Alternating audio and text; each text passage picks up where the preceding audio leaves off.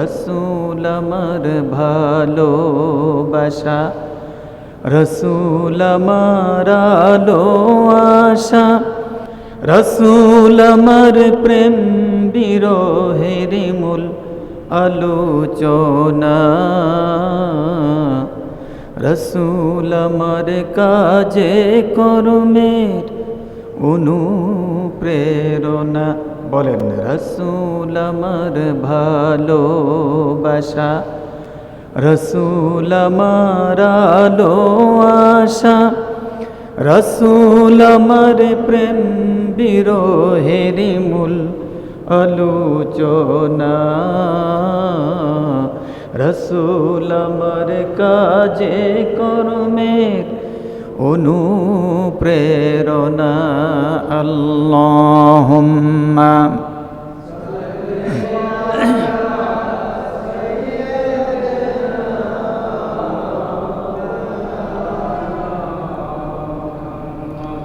وعلى آل سيدنا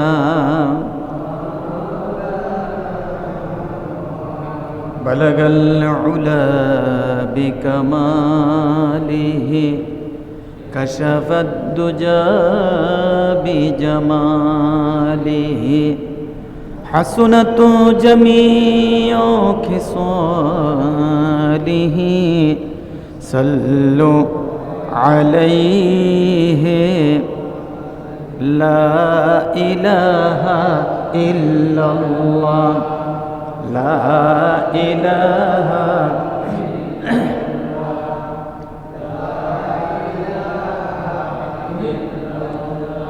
لا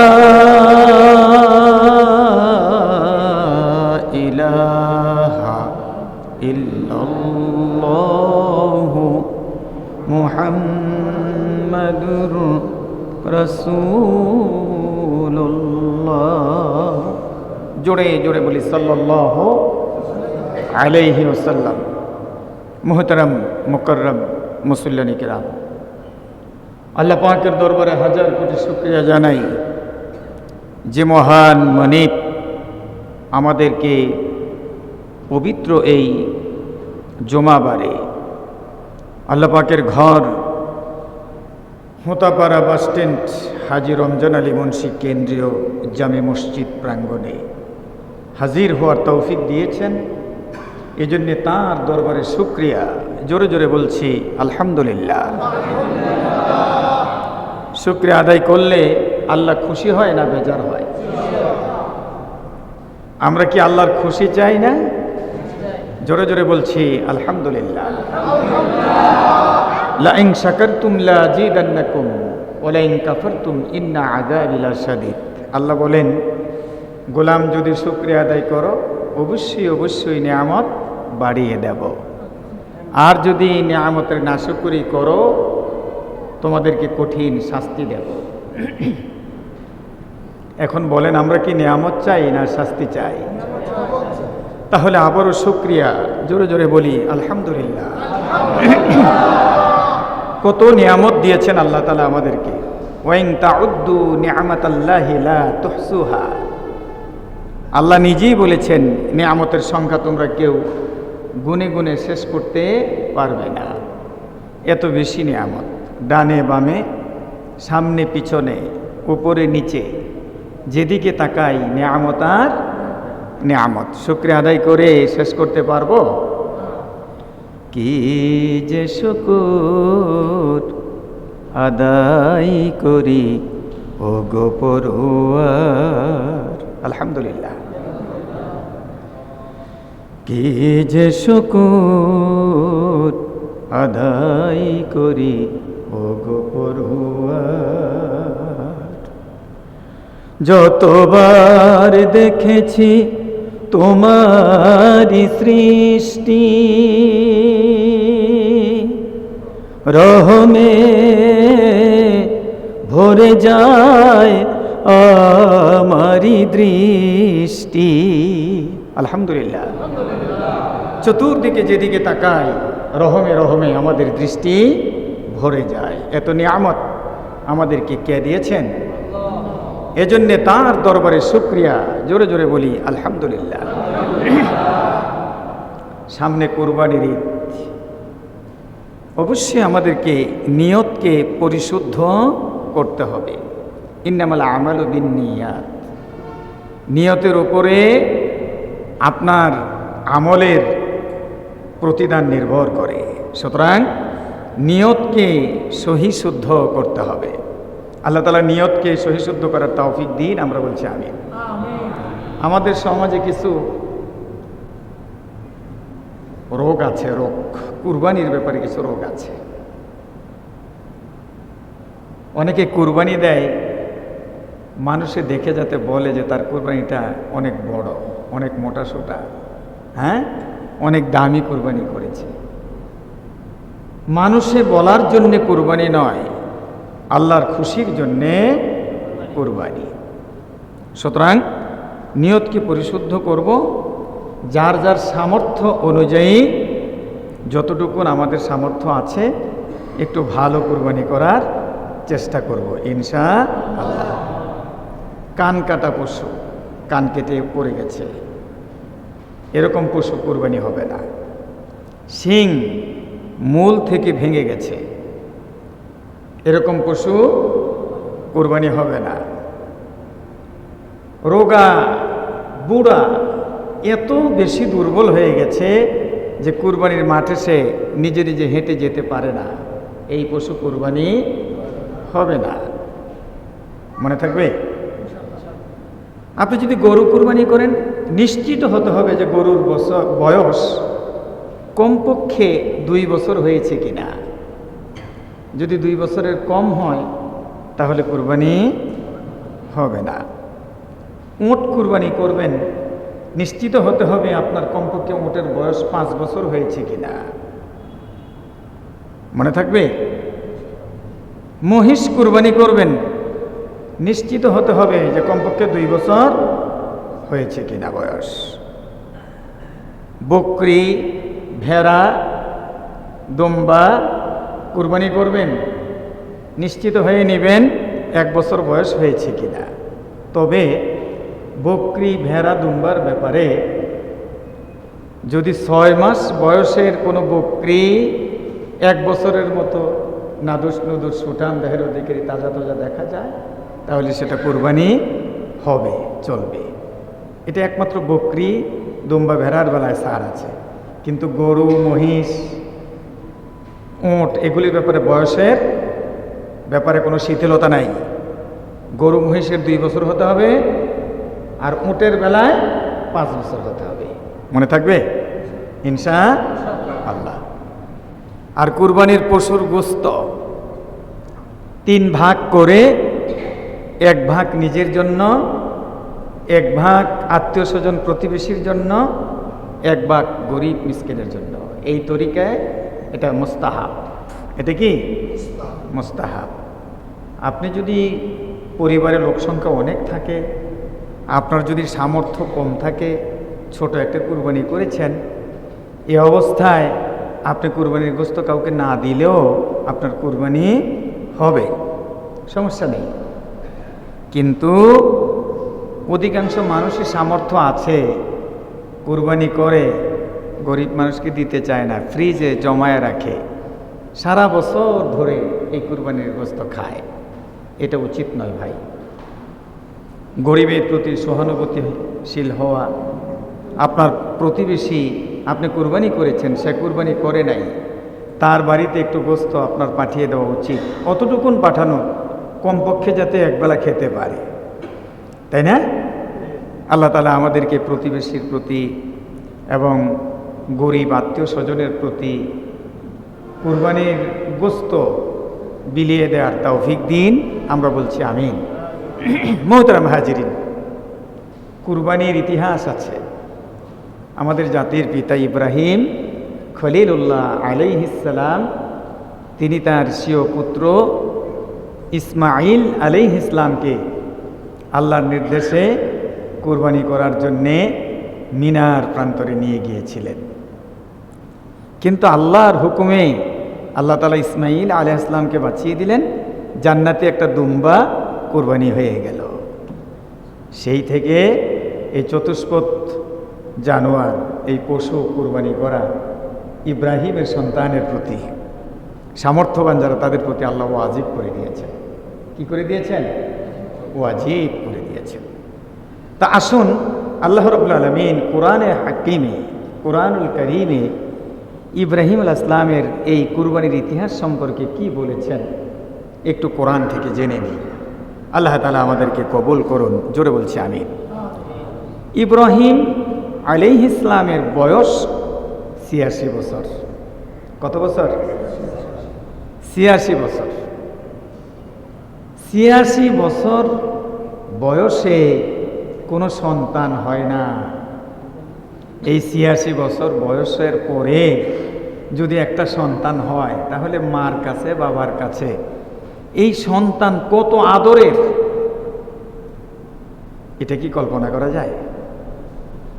ইব্রাহিম আলাইহিস সালাম দাওয়াতি কাজ করলেন, মানুষদেরকে দাওয়াত দিলেন, আল্লাহর তাওহীদ একত্ববাদের দাওয়াত দিলেন।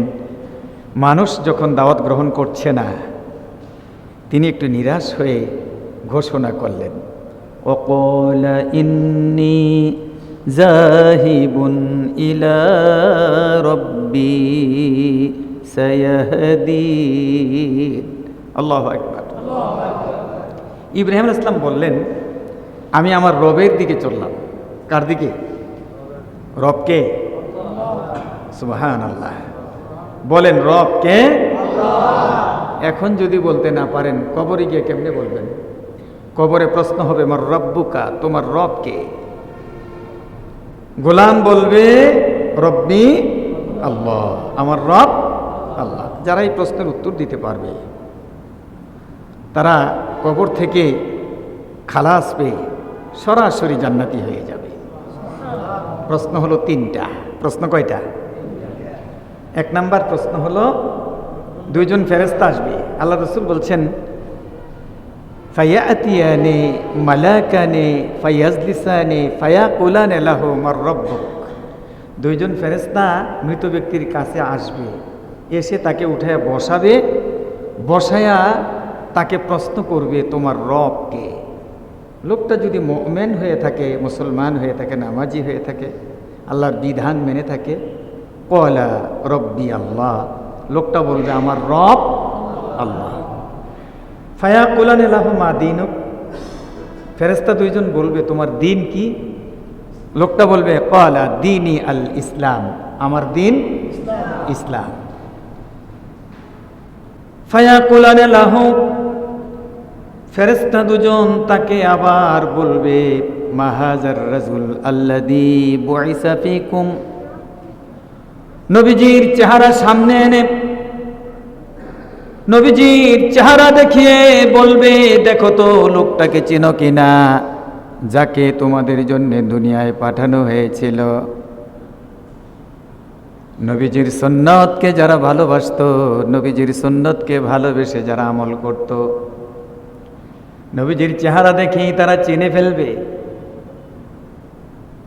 ডাক দিয়ে বলবে ক্বালা হুয়া মুহাম্মাদুর রাসূলুল্লাহ সাল্লাল্লাহু আলাইহি ওয়াসাল্লাম, তিনি হলেন মুহাম্মদ সাল্লাল্লাহু আলাইহি ওয়াসাল্লাম। উপর থেকে আওয়াজ আসবে, আং সাদাকা আবদি, আমার গোলাম সত্য বলেছে, ফাউল বিসুহুল জান্নাহ, আমার গোলামকে জান্নাতের পোশাক দিয়ে দাও। আর আস্তে কোন সুবহানাল্লাহ। জান্নাতের পোশাক পেয়ে খুশি না বেজার? তাহলে জোরে বলেন সুবহানাল্লাহ। ফাআবরিশুহুল জান্নাহ, আওয়াজ আসবে আমার গোলামকে জান্নাতের বিছানা দাও। জান্নাতের বিছানা পেয়ে যাবে। ওয়াফতাহু বাবা ইলাল জান্নাহ, জান্নাত পর্যন্ত কবরের সব দরজাগুলো খুলে দাও। সমস্ত দরজা খুলে যাবে, কবরটা গোলামের জন্য জান্নাতের বাগান হয়ে যাবে। নবীজি বলেন, আল কবরু রাউদাতুম মিন রিয়াদিল জান্নাহ আও হুফরাতুম মিন হুফারিন নিরান। কবর হলো একজন ব্যক্তির জন্য জান্নাতের ফুলের বাগান, একজন ব্যক্তির জন্য কবর হলো জাহান্নামের আগুনের গর্ত। এখন সিদ্ধান্ত গ্রহণ করেন, কবরকে জান্নাতের বাগান বানাবেন না জাহান্নামের আগুনের গর্ত বানাবে? জান্নাত বানাবেন না জাহান্নাম? কথা কয় না, জান্নাত না জাহান্নাম? তাহলে আসুন আমাদের এই রবকে চিনি, রবের প্রশ্নের জবাবগুলো দুনিয়া থেকে নিয়ে যাই। তো ইব্রাহিম আলাইহিস সালাম বললেন, ইন্নী জাহিবুন ইলা রাব্বি সায়াহদিন, আমি আমার রবের দিকে চললাম, অবশ্যই তিনি আমাকে পথ দেখাবেন। সুবহানাল্লাহ কর। দোয়া করলেন, রব্বি হাবলি মিনাস সলিহিন, ও আল্লাহ আমাকে একটা নেককার সন্তান দাও। আমি যে মিশন নিয়ে এসেছি, দাওয়াতের মিশন। কিসের মিশন? দাওয়াতুত তাবলীগ, দিন প্রচারের মিশন। আমি চলে গেলে আমার এই মিশন কে ধরে রাখবে? সুতরাং এর জন্য একটা সন্তান দেন, যেন তেন সন্তান নয়, যে সন্তান আমার দিন প্রচার করবে। দিন প্রচার করতে গিয়ে বাধা আসবে, নির্যাতন আসবে, সেখানে যেন সহনশীল হয়, ধৈর্যশীল হয়, এমন একটা সন্তান, এমন একটা নেক সন্তান আমাকে দান করেন। সুবহানাল্লাহ। আল্লাহ রাব্বুল আলামিন ইব্রাহিম আলাইহিস সালামকে পরম সহনশীল একটা সন্তানের সুসংবাদ দিয়েছেন। আল্লাহ বলেছেন, কেমন সন্তান তোমাকে দেব শোনো। ফাবাশশারনাহু বিগুলামিন হালিম। আল্লাহু আকবার। হালিম মানে হলো এত সহনশীল, ছুরি চালালেও ধৈর্যহারা হয় না। ইব্রাহিম আলাইহিস সালামকে ধৈর্যশীল সন্তানের সুসংবাদ দিলেন আল্লাহ রাব্বুল আলামিন। এই সন্তান যখন হলো, সন্তানকে সহ মা হাজেরাকে ইব্রাহিম আলাইহিস সালাম মক্কা নগরীতে বনবাস দিয়ে গেলেন। মক্কায় রেখে চলে যাচ্ছেন ইব্রাহিম। হাজেরা প্রশ্ন করেন, হে আল্লাহর খলিল, এই ছোট্ট শিশু সন্তান সহ এই মরুভূমিতে, যেখানে ঘর নাই, বাড়ি নাই, ছায়া নাই, পানি নাই, খাবার নাই, আপনি আমাকে রেখে চলে যাচ্ছেন, আমি এখানে থাকবো, কার উদ্দেশ্যে আমাকে রেখে যাচ্ছেন? কার প্রতি ভরসা করো?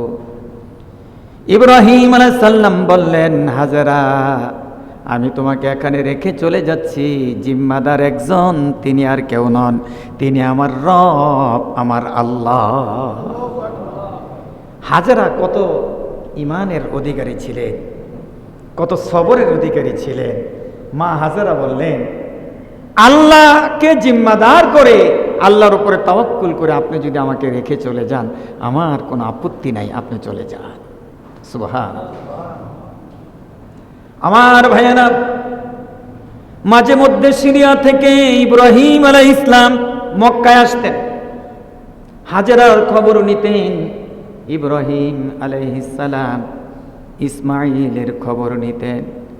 ইসমাইল বড় হচ্ছে, আস্তে আস্তে বাবার সাথে চলাফেরা করার বয়স হয়েছে, খেলাধুলা করে।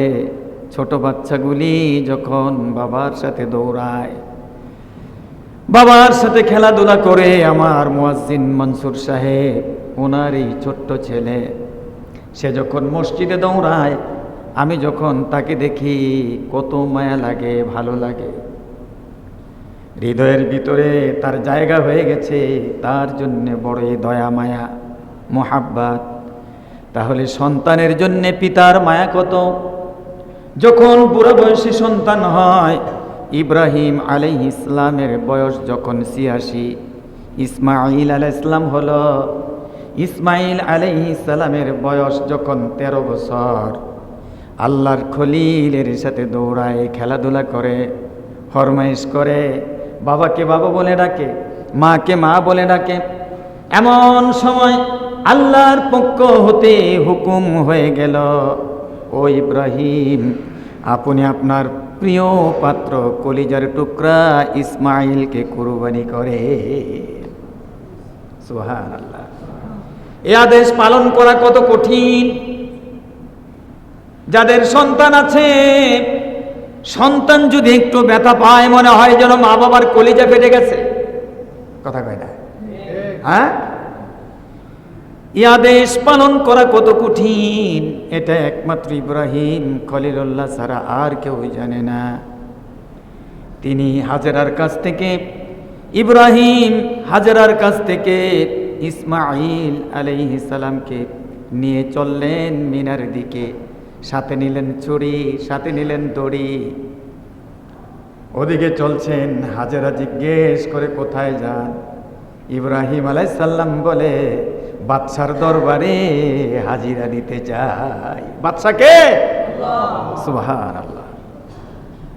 মা হাজেরা পরবর্তীতে বলেছিলেন যে আপনি ইসমাইলকে কুরবানি করতে নিয়ে যান, যদি আমাকে বলতেন তাহলে আরো সাজায় দিতাম। আমি এমন মা না যে আমার সন্তানকে আমি ধরে রাখবো। সুবহানাল্লাহ।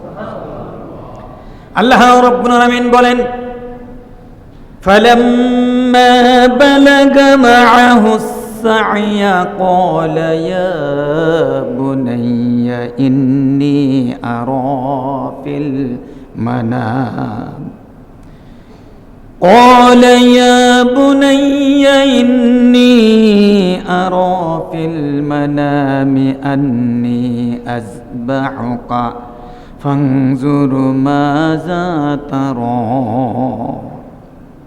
ইব্রাহিম আলাইহিস সালাম বললেন, ও আমার সন্তান, নিশ্চয়ই আমি স্বপ্নে দেখেছি তোমাকে জবাই করছি। সুবহানাল্লাহ।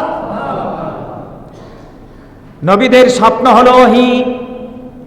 ভবিষ্যৎ নবী ইসমাইল এই ছোট্ট বাচ্চা বাবার প্রশ্নের জবাবে বললেন, বাবা বলছে আমি স্বপ্নে দেখছি তোমাকে জবাই করছি, তোমার অভিমত কি বলো? সন্তান বলছে, বাবা জবাই করতে চান, অসুবিধা নাই, আপনি আমাকে সবরকারীদের মধ্যে পেয়ে যাবে।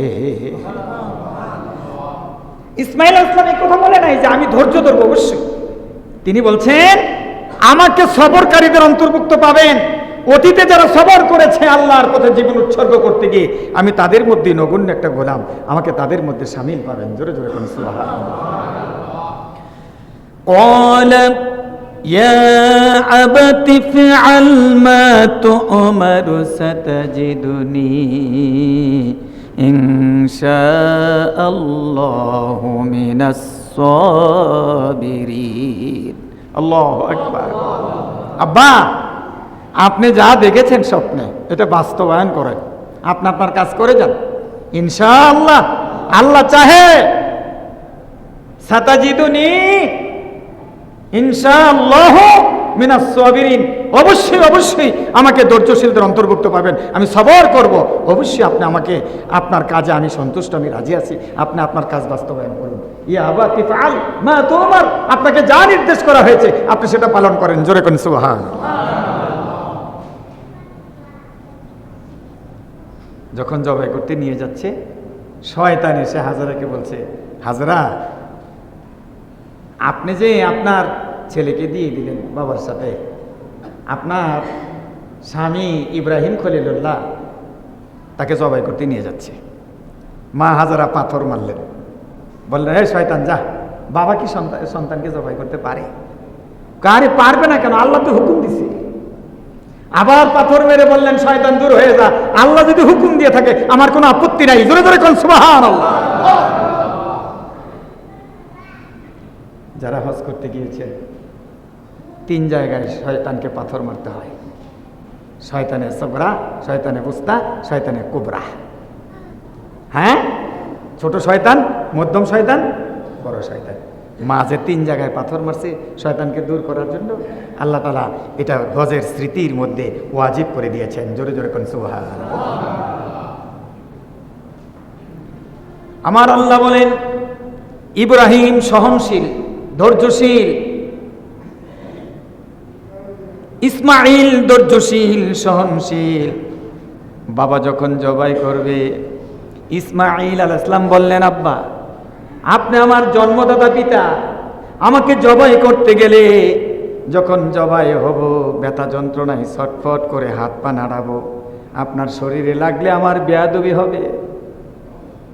আল্লাহু আকবার। কত অনুগত সন্তান। আব্বা, আপনার শরীরে যদি আমার পা লেগে যায় বেয়াদবি হয়ে যাবে, আপনি রশি দিয়া ভালো করে বেঁধে নেন, আমি নড়াচড়া করতে গিয়ে যেন আদবের খেলাপ না হয়। আল্লাহু আকবার। ইব্রাহিম আলাইহিস সালাম ইসমাইল আলাইহিস সালামকে বাঁধলেন। ইসমাইল আলাইহিস সালাম বললেন, আব্বা আপনি তো বাবা, আমি সন্তান, আপনার চোখে আমার চোখে যদি চোখে চোখ পড়ে যায়, মুহাব্বত আর মায়ার কারণে আপনি যদি কুরবানি না করতে পারেন, আল্লাহর পরীক্ষা আপনি ফেল হয়ে যাবেন। আব্বা আপনি চোখ বেঁধে নেন আর আমাকে উপর করেন। সুবহানাল্লাহ। ইব্রাহিম আলাইহিস সালাম তাই করলেন। চাকু দিয়ে চেষ্টা করছেন কিন্তু গলা কাটে না। আল্লাহ হুকুম করেছেন আমার ইসমাইলের একটা পশম যেন না কাটে। বাবাও পরীক্ষায় উত্তীর্ণ হয়েছেন, ছেলেও পরীক্ষায় উত্তীর্ণ হয়েছেন। জোরে জোরে কোন সুবহানাল্লাহ। কি অবস্থা আপনি কল্পনা করেছেন? ইব্রাহিম আলাইহিস সালামকে যখন আগুনে ফেলে দিল, জিবরিল আলাইহিস সালাম এসে বলল, ইব্রাহিম আপনি আমার কাছে সাহায্য চান। ইব্রাহিম আলাইহিস সালাম বললেন, আল্লাহর সাহায্য স্যার আর কারো সাহায্য আমার লাগবে না। আল্লাহ ডাইরেক্ট ঘোষণা দিলেন, কুলনা ইয়া নারু কুনি বারদাও ওয়া সালামান আলা ইব্রাহিম, আমার ইব্রাহিমের একটা পশম যেন না পড়ে আগুন রে, নাতিশীতোষ্ণ হয়ে যায়। বাবা ইব্রাহিম উত্তীর্ণ হয়েছেন, আজকে ইসমাইল উত্তীর্ণ হয়েছেন কুরবানির দিনে। জোরে জোরে কোন সুবহানাল্লাহ। গলার কাটে না, ছুরির ধার পরীক্ষার জন্য পাথরে আঘাত করলেন, পাথর দ্বিখণ্ডিত হয়ে গেছে, কেটে গেছে। আল্লাহ তাআলা ডাক কয়, জিবরিল আমার খলিল উত্তীর্ণ হয়ে গেছে পরীক্ষায়, তুমি একটা জান্নাতের দুম্বা নিয়ে যাও। দুম্বা যখন নিল, জবাই করলেন, হাতে রক্ত লাগলো। ইব্রাহিম আসলাম বাঁধন খুলে দেখেন ইসমাইল ইসলাম দাঁড়ায় আছে, দুম্বা জবাই হয়ে গেছে। সুবহানাল্লাহ। ফালাম্মা আসলামা ওয়া তাল্লাহু লিল জাবিন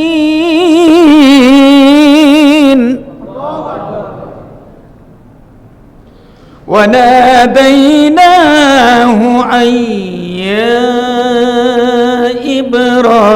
إِبْرَاهِيمُ আল্লাহু আকবার। তারা উভয়ে কুরবানির জন্য প্রস্তুত হলেন, জবাইয়ের জন্য সারেন্ডার করলেন আল্লাহর কাছে। আল্লাহ ডাক ইব্রাহিম কদ সাদ্দাকতা রুয়া ইন্নাকা যালিকা নাজিজিল মুহসিনিন, আপনি আপনার স্বপ্ন পূর্ণ করেছেন আর এটাই হলো মুমিনের প্রতিদান, নেককারদের প্রতিদান। জোরে জোরে কোন সুবহানাল্লাহ।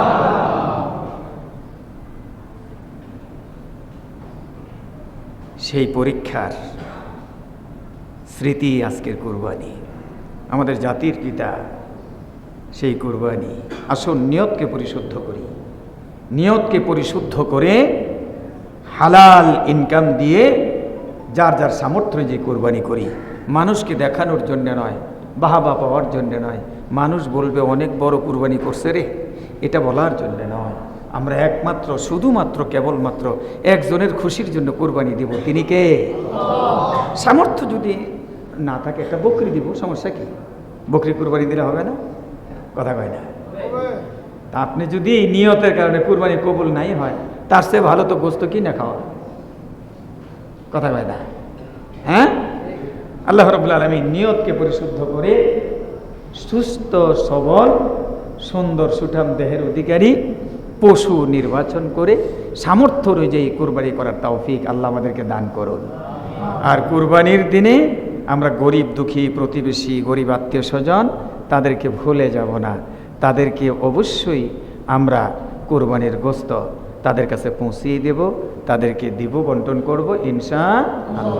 আল্লাহ তাআলা সহি শুদ্ধভাবে কুরবানি করার তৌফিক আমাদেরকে দান করুন, আমরা বলছি আমিন। আল্লাহ তাআলা নিয়তকে পরিষ্কার করে কুরবানি যেন কবুল হয়, একটা কবুল কুরবানি আল্লাহ আমাদের কাছ থেকে গ্রহণ করুন, আমরা সকলে বলছি আমিন। ইনশাআল্লাহ আরেকটা জুমা আমরা পাবো, আরেকটা জুমা ঈদের আগে পাবো ইনশাআল্লাহ। আগামী জুমায়ও কোরবানির পশুর ক্রয় বিক্রয় এ সমস্ত খুঁটিনাটি কিছু মাসলা মাসাইলের ব্যাপারে আলোচনা করব ইনশা আল্লাহ। আল্লাহ রাব্বুল আলামিন আমাদের কোরবানি কবুল করুন, সামর্থ্য অনুযায়ী নিয়ত পরিশুদ্ধ করে কোরবানি করার তৌফিক আমাদেরকে দান করুন, এই আশা প্রত্যাশা রাখছি। সকলের